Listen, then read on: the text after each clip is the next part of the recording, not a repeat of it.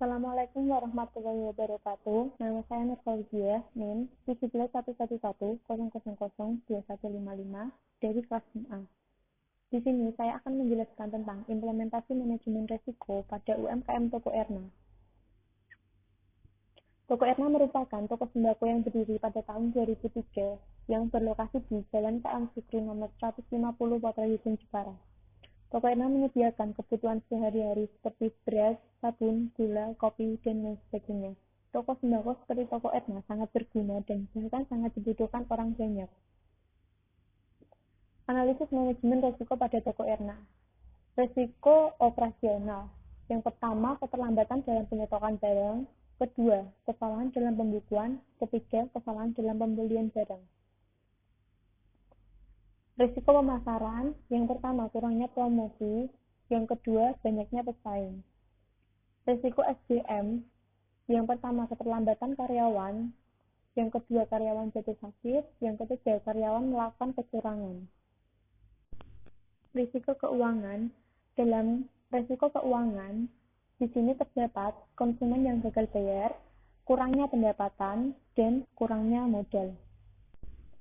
Penyebab dan pencegahan risiko. Risiko operasional. Yang pertama, keterlambatan dalam penyetokan barang. Penyebabnya yaitu telat order sehingga kehabisan stok dan pengiriman yang lama. Pencegahannya yaitu melakukan perhitungan stok setiap hari atau setiap minggu. Melakukan perhitungan stok di sini kita menjaga atau berjaga-jaga agar tidak ada keterlambatan dalam menyetokan barang, sehingga konsumen yang datang, apa yang dibutuhkan konsumen dan apa yang ingin konsumen beli selalu ada di dalam Toko Erna. Yang kedua, kesalahan dalam pembukuan. Penyebabnya yaitu pembukuan masih manual. Pencegahannya yaitu penggunaan software untuk lebih mudah dalam pengecekan. Di sini kita dapat memanfaatkan teknologi yang ada, seperti halnya komputer. Kita dapat menginput barang yang masuk atau berapa jumlah barang yang masuk ke dalam komputer dan juga barang keluar. Jadi kita dapat mengetahui berapa stok barang dan kita tidak akan melakukan kesalahan dalam pembukuan karena di situ sudah tertera berapa harga barang dan jumlah barang yang masih. Ketiga, kesalahan dalam pembelian barang. Penyebabnya yaitu barang yang diterima cacat atau rusak. Pencegahannya yaitu harus lebih teliti dalam membeli barang. Jadi ketika kita order barang dan barang tersebut sudah sampai ke toko, maka kita harus melakukan pengecekan terhadap barang tersebut. Karena kalau kita tidak melakukan pengecekan, jika kita mengetahui barang cacat dalam beberapa hari setelah barang tersebut sampai, maka kita tidak bisa meretur barang tersebut. Kalau kita sudah mengetahui barang yang kita order itu rusak atau cacat, kita bisa mereturnya ketika kita hari H saat kita melakukan order atau order itu telah tiba ke toko kita. Selanjutnya, resiko pemasaran. Yang pertama, kurangnya promosi. Penyebabnya promosi hanya dengan word of mouth atau mulut ke mulut. Pencegahannya melakukan promosi dengan memanfaatkan teknologi yang ada seperti media sosial. Di sini kita harus bisa memanfaatkan teknologi yang saat ini sedang canggih-canggihnya. Kita bisa melakukan promosi melalui Facebook, Instagram, atau media sosial lainnya. Yang kedua, banyaknya pesaing. Penyebabnya yaitu banyaknya pesaing yang lebih unggul. Pencegahannya menambah kualitas pelayanan dan pemberian harga yang lebih baik. Jadi kita bisa menambah kualitas pelayanan. Mungkin karyawan bisa lebih ramah pada pembeli atau konsumen dan pemberian harga yang terbaik. Hal itu dimaksudnya bukan kita memberi harga yang mahal bukan, tapi kita menyesuaikan dengan toko-toko lain. Selanjutnya risiko SDM. Yang pertama, keterlambatan karyawan. Penyebabnya yaitu tidak terstrukturnya jam kerja. Pencegahannya menentukan jam kerja karyawan. Karena di toko Erna itu belum terstruktur jam kerja atau jam bukanya toko. Kadang pemilik toko buka jam 6, kadang dia juga buka jam 7. Jadi karyawan tidak disiplin dalam bekerja.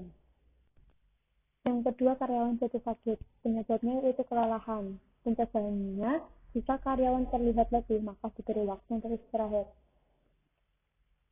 Di sini kita harus melihat atau respect kepada karyawan jika karyawan terlihat letih dan saat dia telah bekerja keras, dia harus diberi waktu untuk istirahat agar dia tidak kelelahan sehingga jatuh sakit. Yang ketiga, karyawan melakukan kecurangan. Penyebabnya bisa alasan pribadi atau kepepet. Pencegahannya melakukan pengawasan yang lebih. Di sini kita hanya berjaga-jaga agar tidak ada karyawan yang melakukan kecurangan. Selanjutnya, resiko keuangan. Yang pertama, konsumen yang gagal bayar. Penyebabnya kebijakan kredit yang terlalu longgar. Pencegahannya memperketat kebijakan kredit. Karena di toko Erna itu merupakan atau masih dalam wilayah perkampungan, meskipun tempatnya di pinggir jalan, namun ada beberapa masyarakat di sini yang melakukan kredit atau hutang, dan banyak yang gagal bayar atau tidak membayar hutang. Di sini kita harus memperketat kebijakan kredit. Mungkin diancam, bukan diancam, tapi biasanya kita berbicara dengan orang yang melakukan kredit yang tidak dibayar.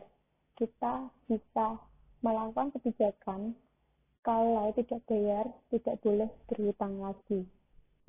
Yang kedua, kurangnya pendapatan. Penyebabnya yaitu kesalahan pencatatan uang masuk dan uang keluar. Pencegahannya lebih teliti saat menghitung pemasukan dan pengeluaran.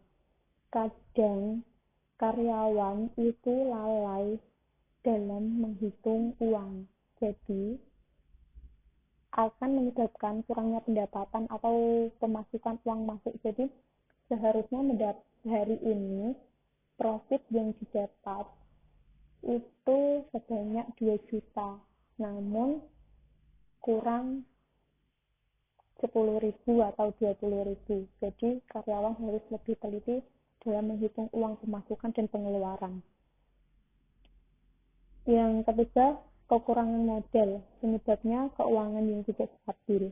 Pencegahannya menangani risiko-risiko lain yang menyebabkan kekurangan modal. Di sini atau di toko Erna biasa atau sering kekurangan modal karena kembali ke pertama, konsumen yang gagal bayar.